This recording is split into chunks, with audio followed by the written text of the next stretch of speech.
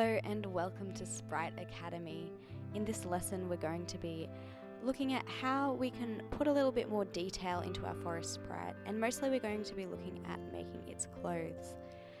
For this lesson I want you to use all your creativity, and I want you to incorporate as much stuff you can find around your house and your garden as possible, because you want your little forest sprite to be something that maybe could live in your house or live in your garden. So maybe even before you start watching this video, it would be good to go and have a search around your garden to find some nice leaves and maybe even some flowers or some grass, which you could incorporate into the design of your forest sprite's clothing. And I'm going to show you just now some designs which I've created for my little forest sprite. So here's the first one.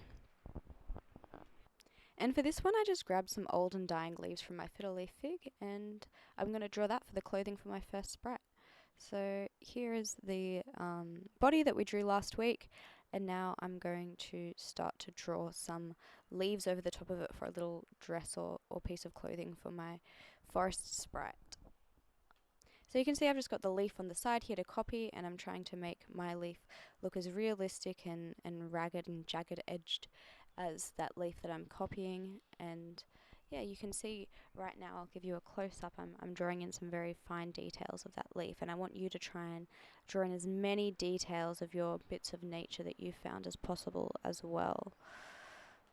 And now I'm just using another leaf design that you can see on the table there for the chest, and I'm starting to fill in all the other little details of the sprite, including its head and its face and its hair, and you can watch the previous video to get a better idea of how to do that. And there it is. I'm just going to give you a couple more examples now of other sprites that I've drawn with different pieces of clothing and different faces. So first of all, here are the leaves and flowers that I've copied for this sprite. And I've just started off here drawing the body, so I'll speed that up for you, and we'll have a look at the different details that I've included in the clothing. I'm just having another look at this flower here. I'm not sure exactly what it is because it's so dried out, but it sort of looks a bit like a banksia, so I'm going to call it a banksia. So here I'm paying very close attention to the details of the leaves and where they're pointing towards. I'm just drawing, starting with the little spiky bits on the banksia, coming up from the top and then down to some of the lower leaves there that are coming down.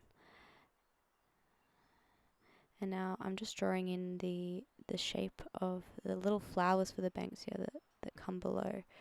And the way that I'm drawing that is, you can actually watch my episode on how to draw a banksia, which is my Easter special episode. But yeah, I'm just doing some really long lines here, and now I'm just doing some smaller ones, and that's going to create the flower of the banksia.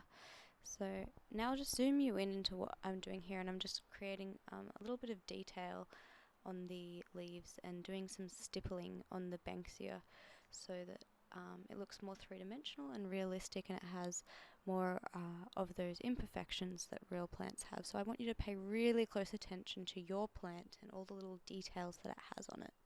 And now you can do what I'm doing now and do some shading. And you want to stipple in or shade. I'm doing stippling here, which is lots of little dots for my shading. You can use whichever method you like, but you want to shade the bits that maybe are tilting down and aren't getting as much light on them, and then don't shade the bits which are sticking up and out, which still allows more light to hit those bits.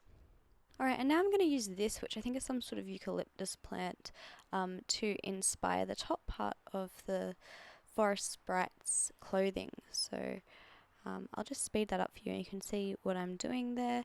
And again, I want you to pay close attention to the way I'm shading it. You'll notice when I'm shading this that I'm shading really close to the edges of these little knobby bits, and that's because those are the bits that are curving away from me, so they're getting less light on them. So those are the bits we want to be in the shadow. So I'm using, again, stippling, which is lots of little dots to shade the edge of them.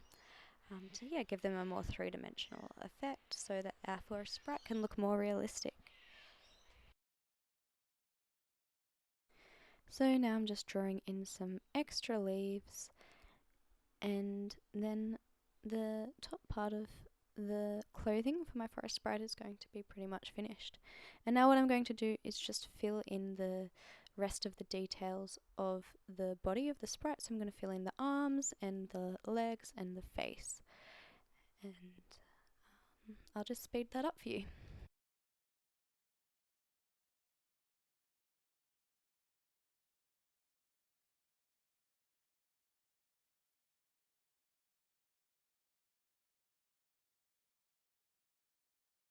And you'll notice as I'm putting the ink in here, I'm also adding in some stippling around the legs and around the arms and around, and that's because my light source is on the right. And now just to finish up, I'm going to give you a fast forwarded version of a third Forest Sprite I drew. By now you should have the hang of what you need to do. The point of this lesson was basically just to show you a few examples of me doing this, but this wasn't meant to be a step-by-step tutorial. What I wanted you guys to do was find some things around your house that you can draw onto the body of your Forest Sprite and use your imagination to bring those things together and create a really cute, beautiful outfit for your Sprite. For next lesson, what we're going to be doing is focusing on drawing the wings of our Sprite. So I'm going to give you a few strategies and skills to do that. And we're also going to look at drawing borders for our Sprite. I hope you've enjoyed this lesson and had lots of fun drawing your little Forest Sprite. And yeah, please, if you have done this lesson, send me your Sprite either on Facebook or at spriteacademyart@gmail.com. And other than that, I hope you have a wonderful morning, afternoon, evening, whenever it is. And I'll see you next time for our next lesson on the Forest Sprite.